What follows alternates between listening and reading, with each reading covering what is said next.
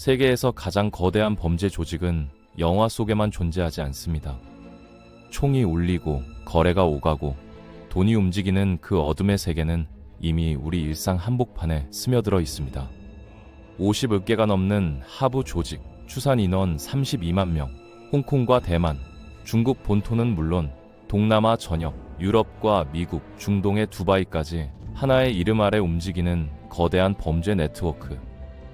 일본 야쿠자와 어깨를 나란히 하며 도박, 마약, 인신매매, 금융범죄까지 장악한 아시아 최대의 조직 범죄 집단, 그 이름은 사마페이입니다. 하지만 이들은 단순한 갱단이 아닙니다. 총보다 권력에 익숙하고 폭력보다 시스템을 활용하며 범죄 조직이면서 동시에 비즈니스이자 정치의 그림자로 존재해왔죠. 식민지 시대 홍콩에서 태어나 자본과 권력의 틈새를 타고 성장한 이 조직은 어떻게 세계적 범죄 제국이 되었을까요? 그리고 왜 지금 이 순간에도 그들은 완전히 사라지지 않았을까요? 오늘 우리는 범죄라는 이름으로는 설명되지 않는 중화권 권력의 어두운 이면, 사마페의 진짜 얼굴을 추적합니다. 지금부터 사마페라는 거대한 어둠의 세계로 들어가 보겠습니다.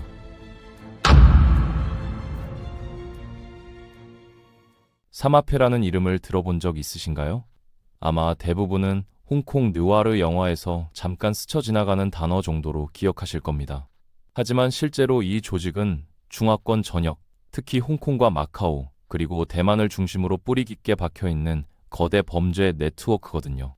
중국 본토에서도 과거에는 막강한 힘을 자랑했지만 지금은 공산당 정부의 강력한 탄압으로 거의 사라진 상태입니다. 그런데 흥미로운 점은 이들이 단순히 폭력과 범죄만을 일삼는 조직이 아니라는 거예요. 전 세계 범죄 조직을 이야기할 때 빠지지 않고 등장하는 세 개의 이름이 있습니다. 이탈리아의 마피아, 일본의 야쿠자, 그리고 중화권의 사마페죠. 이 세 조직은 각기 다른 문화적 배경과 운영 방식을 가지고 있지만 모두 국제적인 영향력을 행사하는 초대형 범죄 집단이라는 공통점이 있습니다. 그 중에서도 마피아는 가장 널리 알려진 존재입니다. 할리우드 영화 덕분에 전 세계 사람들이 마피아의 조직 문화나 행동 방식에 대해 어느 정도 알고 있거든요. 미국과 유럽을 중심으로 여전히 광범위한 네트워크를 유지하고 있고 그 역사만 해도 수백 년에 달하죠. 야쿠자는 우리나라 사람들에게 상당히 친숙한 이름입니다. 지리적으로 가깝고 역사적으로도 교류가 많았던 일본의 조직이니까요. 문신과 손가락 절단 같은 독특한 문화로도 잘 알려져 있습니다만 실제로는 활동 범위가 주로 일본 국내에 한정되어 있고 조직원 수도 그리 많지 않은 편이에요. 전성기 때는 10만 명이 넘었다고 하지만 최근에는 일본 정부의 강력한 단속으로 그 세력이 크게 위축된 상태거든요. 반면 사마페는 규모 면에서 압도적입니다. 국제범죄 연구자들의 추정에 따르면 전 세계적으로 약 95만 명에서 105만 명 정도의 조직원이 있다고 합니다. 조직 자체도 무려 1,000개가 넘는다는 얘기가 있어요. 이건 단순히 숫자만 많은 게 아니라 전 세계 어디든 화교가 모여 사는 곳이라면 사마페의 영향력이 미친다는 뜻이기도 하죠. 뉴욕 차이나타운부터 런던, 시드니, 밴쿠버에 이르기까지 화교 공동체가 형성된 곳이라면 어김없이 이들의 그림자가 드리워져 있습니다. 그런데 왜 사마페는 마피아나 야쿠자만큼 유명하지 않을까요? 이 질문에 대한 답은 바로 이들의 운영 방식에 있습니다. 사마페는 극도의 비밀주의를 추구하거든요. 마피아가 배신자를 무자비하게 응징하는 문화로 유명하고 야쿠자가 상명하복의 엄격한 위계 질서로 조직을 통제한다면 사마페는 아예 조직의 실체 자체를 드러내지 않는 방식을 택했습니다. 이들은 중앙집권적인 거대 조직이라기보다는 느슨한 협력 네트워크에 가깝거든요. 각 지역의 보스들이 독립적으로 운영하되 필요할 때만 협력하는 구조입니다. 더 흥미로운 건 사마페 조직원이 아닌 일반 중국인들도 사마페식 은어나 행동 양식을 흉내내는 경우가 많다는 겁니다. 일종의 허세죠. 자신이 조직과 연관되어 있다고 과시하면서 상대방을 겁주는 거예요. 이런 현상 때문에 진짜 사마페원과 가짜를 구분하기가 더욱 어려워졌고 결과적으로 이 조직의 실체가 더욱 모호해진 겁니다. 언론이나 학계에서도 명확한 정보를 파악하기 힘들다 보니 연구가 제대로 이루어지지 못했죠. 우리나라에서 사마페에 관한 가장 대표적인 자료는 1996년에 출간된 홍순도의 장편 소설입니다. 이 소설에 등장하는 사마페의 역사나 인물 관계는 상당 부분 실제 사실에 기초하고 있다고 평가받고 있어요. 소설이지만 거의 다큐멘터리 수준의 정보를 담고 있다는 얘기죠. 그만큼 삼합회에 대한 정확한 정보를 얻기가 어렵다는 방증이기도 합니다. 삼합회의 조직 구조를 살펴보면 피라미드 형태를 띠고 있습니다. 최상층에는 산주 또는 용두라고 불리는 보스가 있고요. 그 밑에 참모진과 고문들이 간부층을 형성하죠. 그 아래로 실무를 담당하는 조직원들이 배치되어 있습니다. 겉으로 보면 다른 범죄 조직들과 크게 다를 게 없어 보이지만 실제 운영 방식은 상당히 독특합니다. 간부들이 직접 조직원들을 통제하기보다는 각자 알아서 움직이게 하는 경우가 많거든요. 조직에 가입하는 과정도 흥미롭습니다. 우리나라 조폭들이 신고식을 치르듯이 삼합회도 나름의 입단 의식이 있어요. 지금 시대에는 믿기 어렵겠지만 널판지 다리 건너기, 불구멍 통과하기, 사발 깨뜨리기, 심지어 닭의 목을 베는 의식까지 치릅니다. 대학교 신입생 오리엔테이션보다 더 유치하다는 평가도 있지만 이런 의식들은 수백 년 동안 전통으로 이어져 내려온 거죠. 조직원으로서의 충성심을 확인하고 소속감을 심어주는 상징적인 절차인 겁니다. 그렇다면 이들은 어떤 범죄로 돈을 벌까요? 기본적으로는 다른 국제 범죄 조직들과 비슷합니다. 자금 세탁, 무기 밀매, 밀수, 불법 이민 알선, 성매매, 인신매매, 위조 여권 제작, 불법 취업 알선, 마약 밀거래 등 전형적인 조직 범죄의 레퍼토리를 모두 갖추고 있죠. 하지만 삼합회의 핵심 수입원은 따로 있습니다. 바로 도박입니다. 전 세계 화교들과 중국인들을 대상으로 도박장을 운영하면서 엄청난 돈을 벌어들이고 있거든요.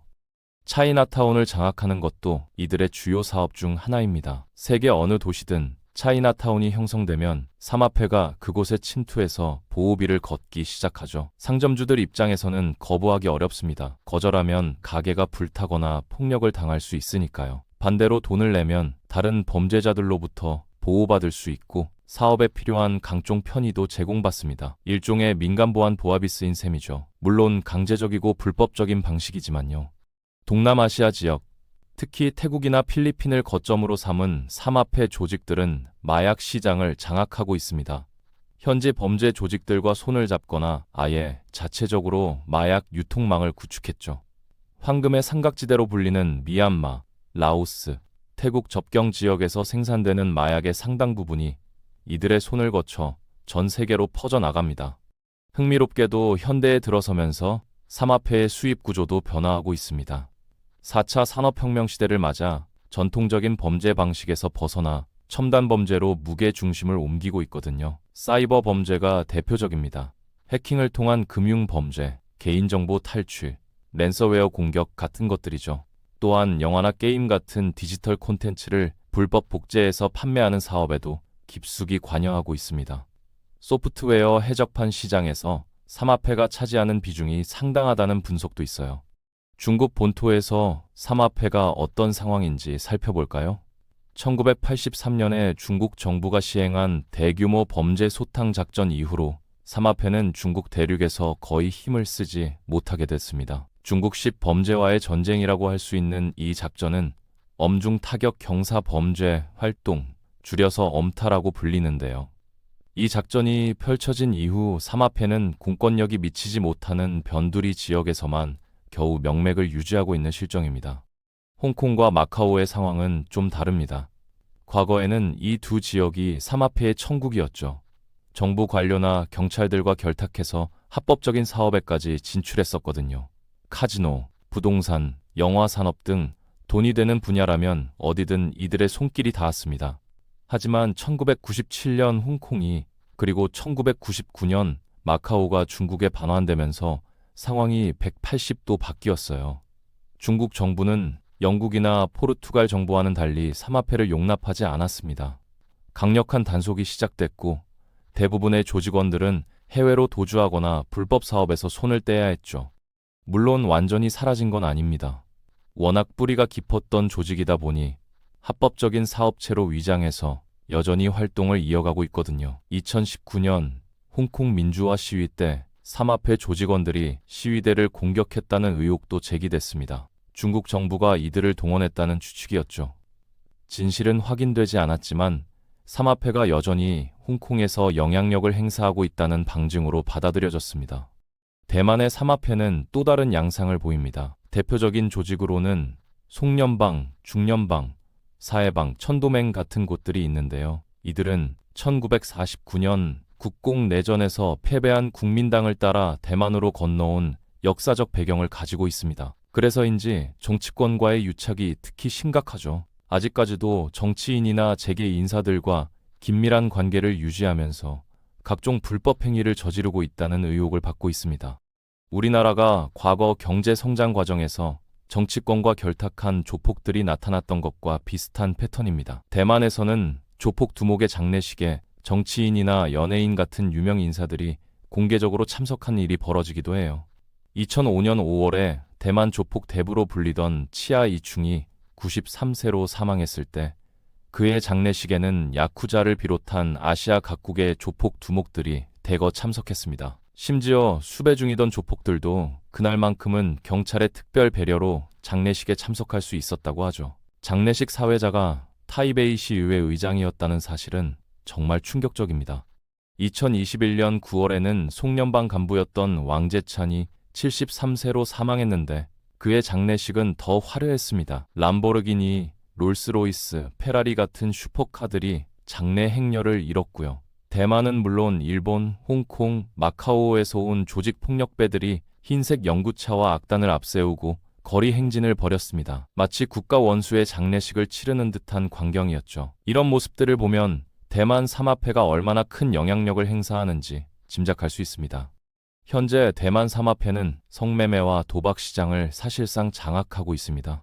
여기에 더해 수출입 무역회사를 운영하면서 합법적인 사업으로 위장하기도 하죠.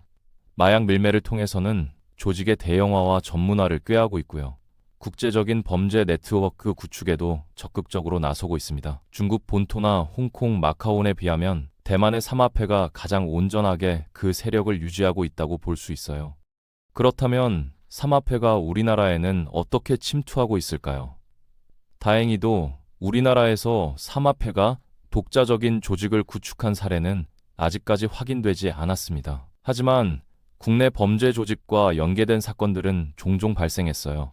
특히 마약 밀반입, 밀수, 불법 이일선 같은 범죄에 삼합회가 개입한 정황이 포착됐죠. 2018년에는 검찰과 경찰이 합동 수사를 통해 중국에서 밀반입된 필로폰 약 155필로그를 압수했는데 이 사건 배후에 삼합회가 있다는 의혹이 제기됐습니다. 2019년 버닝썬 사건 때도 삼합회와의 연관성이 거론됐습니다. 제보를 통해 삼합회가 버닝썬 클럽에 투자했을 가능성이 제기됐거든요. 우리 수사당국은 중국 공안을 비롯한 각국 수사기관에 협조를 요청했고 암호화폐를 통한 자금 세탁 가능성을 추적했습니다. 삼합회는 홍콩 등지에서 가상화폐 거래소 상장에 관여하고 있기 때문에 이를 통해 범죄 수익을 세탁할 수 있다는 분석이었죠. 물론 명확한 증거가 나온 건 아니지만 삼합회가 한국 시장에도 관심을 가지고 있다는 건 분명해 보입니다. 다만 우리 사법당국이 조직 범죄에 대해 강력하게 대응하고 있기 때문에 삼합회가 국내에서 대규모 조직을 구축하기는 쉽지 않을 겁니다. 게다가 한국에는 화교 커뮤니티가 다른 나라들에 비해 크지 않아서 삼합회가 활동할 기반 자체가 약하죠. 그래도 국제 범죄 조직이라는 특성상 언제든지 국경을 넘어 침투할 수 있기 때문에 경계를 늦춰서는 안 됩니다. 이제 삼합회의 뿌리를 살펴볼까요? 삼합회의 기원에 대해서는 여러 가지 설이 존재합니다. 가장 설득력 있는 이론은 천지회라는 비밀 결사 조직에서 비롯됐다는 겁니다. 천지회는 만주족이 세운 청나라를 무너뜨리고 한족의 명나라를 부활시키자는 정치적 목적으로 만들어진 조직이었어요. 천지인 삼재가 조화를 이룬다는 의미의 삼각형 상징을 사용했는데 여기서 삼합회란 이름이 유래했다고 합니다. 천지회는 1760년대 중국 푸젠성 장저우에서 결성됐다고 알려져 있습니다. 1786년에는 임상문이라는 인물이 지도자가 되어 본격적으로 반란을 일으켰죠. 청나라를 타도하고 명나라를 회복하자는 반청복명 구호와 함께 부패한 관리를 응징하고 가난한 백성을 구제한다는 명분을 내세웠습니다. 하지만 이 반란은 곧 진압됐고요. 그 이후 천지회 조직원들이 중국 각지로 흩어지면서 여러 개의 파생 조직들이 생겨났는데 그중 하나가 바로 삼합회입니다. 청나라 말기는 극심한 혼란기였습니다. 부패한 관리들의 수탈이 심해지자 농민들은 생존을 위해 도적이 되거나 군인이 될 수밖에 없었죠. 이런 상황에서 반청복명을 외치는 비밀 조직들이 우후죽순처럼 생겨났습니다. 백년교나 의화단 같은 단체들이 대표적이고요. 이런 조직들을 통틀어 홍문이라고 불렀다고 합니다. 이들은 청나라를 상대로 여러 차례 봉기를 일으켰고 19세기 중반에 태평천국 운동이나 19세기 말에 의화단 운동에도 참여했습니다. 하지만 1912년 청나라가 결국 멸망하면서 이들은 존재 이유를 잃게 됐습니다. 정치적 목표가 사라진 거죠. 그러자 이 조직들은 순수한 범죄 집단으로 변질되기 시작했습니다. 금품 강탈, 납치, 갈취 같은 범죄 행위로 생계를 유지하게 된 거예요. 이것이 오늘날 우리가 아는 조직, 범죄 집단으로서의 삼합회가 탄생한 배경입니다. 삼합회의 발전 과정은 중국 현대사와 떼려야 뗄 수 없는 관계입니다. 크게 세 번의 전환점이 있었는데요. 첫 번째는 1912년 중화민국 건국, 두 번째는 1949년 중화인민공화국 수립, 세 번째는 1970년대 말 중국의 개혁 개방 정책입니다. 각 시기마다 삼합회는 생존을 위해 변화하고 적응해야 했죠. 중화민국이 건국된 직후인 1915년에 호국전쟁이라는 내전이 발생했습니다. 이 전쟁의 여파로 중국 각지에서 군벌들이 독자적인 세력권을 형성했죠. 삼합회의 전신인 지역 비밀 조직들은 이런 군벌들이나 지방 관리들과 결탁하면서 세력을 키워나갔습니다. 상하이에서 활동하던 청방이 대표적인 예입니다. 청방은 국민당 정부와 상하이 자본가들의 후원을 받으면서 도박, 매춘, 고리대금, 유흥업, 인신매매, 청부살인 등 온갖 범죄 사업에 손을 댔어요. 이들은 단순한 범죄 조직을 넘어서 정치적 도구로도 활용됐습니다. 국민당 정부의 정적들을 제거하는데 동원되기도 했거든요. 장제스가 북벌에 성공한 1920년대 말에 이르면 삼합회의 세력은 웬만한 정부 기관을 능가할 정도로 거대해졌습니다. 1930년대 중국 대륙 내에서 삼합회가 최고의 전성기를 구가했다는 평가도 있어요. 하지만 1949년 공산당이 국민당을 몰아내고 중화인민공화국을 세우면서 모든 게 바뀌었습니다. 공산당은 엄격한 사회 통제 정책을 펼쳤고 삼합회를 비롯한 모든 범죄 조직을 철저히 와해시켰죠. 공산당이 삼합회를 원수처럼 여긴 데는 이유가 있었습니다. 1927년부터 1930년대 중반까지 삼합회 조직원들이 자본가들과 국민당의 요청에 따라 공산당원들을 박해하는 데 앞장섰거든요. 1950년대에 공산당은 3반 5반 운동이라는 대규모 숙청작전을 벌였습니다. 경제발전으로 성장한 신흥 엘리트들을 통제하고 공산주의 정권을 확고히 하려는 목적이었죠. 이 과정에서 삼합회 조직에 대한 대대적인 적발이 이루어졌고 조직은 완전히 붕괴됐습니다. 수십만 명이 처형당했다는 기록도 있어요. 살아남은 조직원들은 중국을 떠날 수밖에 없었습니다. 그들이 선택한 피난처는 당시 영국 식민지였던 홍콩과 국민당이 지배하던 대만이었죠. 1970년대 말부터 중국이 개혁 개방 정책을 시작하자 일부 삼합회 조직들은 다시 본토로 돌아가려는 시도를 했습니다. 하지만 공산당 정부와 공안 당국의 강력한 탄압으로 그 시도는 번번이 실패했어요. 결국 대부분의 삼합회 조직들은 홍콩과 대만에 머물거나 아예 해외로 진출하는 길을 택했습니다. 전 세계 화교 커뮤니티가 이들의 새로운 활동 무대가 된 거죠. 홍콩에서의 삼합회 역사도 흥미롭습니다. 영국이 1841년 홍콩을 식민지로 만들었을 때 이미 7,000명 정도의 삼합회원이 홍콩에 있었다고 합니다. 19세기 후반에는 무려 300개가 넘는 조직이 난립했죠. 이에 위기감을 느낀 홍콩 정부는 삼합회 및 비밀 범죄 조직 억제법을 제정해서 대대적인 단속에 나섰습니다. 한동안 삼합회의 활동이 위축되는 듯했지만 1960년대 홍콩 경제가 폭발적으로 성장하면서 다시 세력을 회복했어요. 무역, 도박, 마약 같은 분야를 중심으로 재건된 조직들은 이전처럼 거대한 통합 조직을 이루지는 못했지만 여러 개의 군소 조직으로 나뉘어 활동했습니다. 문제는 이들이 경찰과 유착하기 시작했다는 겁니다. 당시 홍콩에서는 경찰이 삼합회를 통제하고 삼합회는 사회 질서 유지에 책임진다는 암묵적인 협약이 있었다는 소문이 퍼졌어요. 납치 사건이 발생하면 경찰이 직접 수사하는 대신 삼합회 보스에게 연락해서 사건을 해결하는 식이었죠. 경찰과 조폭이 서로 돕는 관계였던 겁니다. 이런 부패 문제가 심각해지자 1974년 홍콩 정부는 반부패 수사기구인 염정공서를 설립했습니다. 이를 통해 경찰 부패가 어느 정도 감소했고요. 1970년대 말 중국의 개혁 개방과 1980년대 말에서 1990년대 초 동유럽 및 소련 공산당이 붕괴하면서 삼합회의 특정 조직들은 특정 사업 영역을 독점하기 시작했습니다.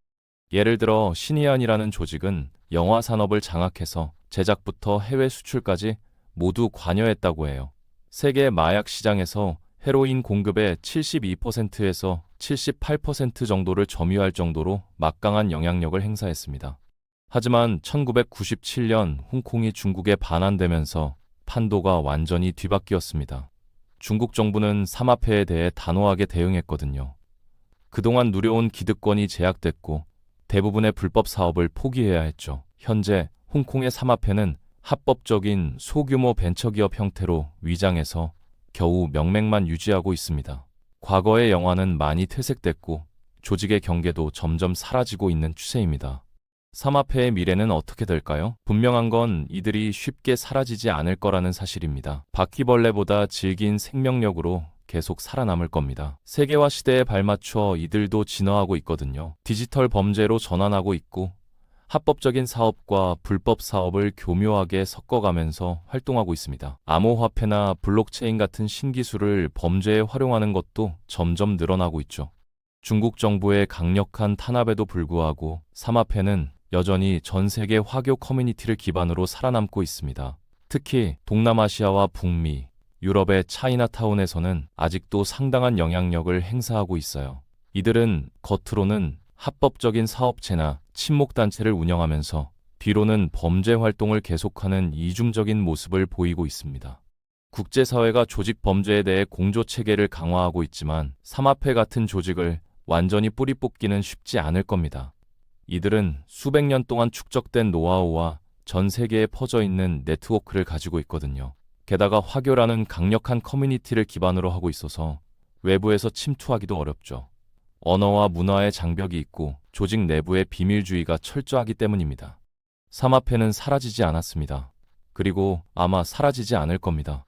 과거처럼 하나의 이름 아래 결속된 거대한 조직은 아닐지라도 이제 그들은 더 조용하게, 더 영리하게 흩어졌습니다. 중앙이 없는 네트워크, 얼굴 없는 연결망 발견하기는 더 어려워졌고 막아내기는 더 까다로워졌죠. 이들은 국경을 넘고 법의 빈틈을 파고들며 한 나라의 수사망이 닿지 않는 곳에서 다시 숨을 쉽니다. 그래서 삼합회와 같은 국제범죄 조직은 어느 한 국가의 승리로 끝날 수 없는 전쟁입니다. 그리고 중요한 사실 하나, 이 이야기는 먼 나라의 범죄사가 아닙니다. 불법 자금, 가짜 투자, 사이버 범죄와 함께 그들의 영향력은 이미 우리의 일상 가까이까지 와 있습니다. 삼합회는 총보다 시대의 흐름을 읽는 능력으로 살아남았고 폭력보다 시스템의 그늘 속에서 진화해 왔습니다. 그들이 진짜 위험한 이유는 눈에 띄지 않기 때문입니다. 우리가 이 이야기를 끝까지 봐야 하는 이유도 바로 거기에 있습니다. 보이지 않을수록 더 가까이 있다는 사실을 잊지 말아야 하니까요.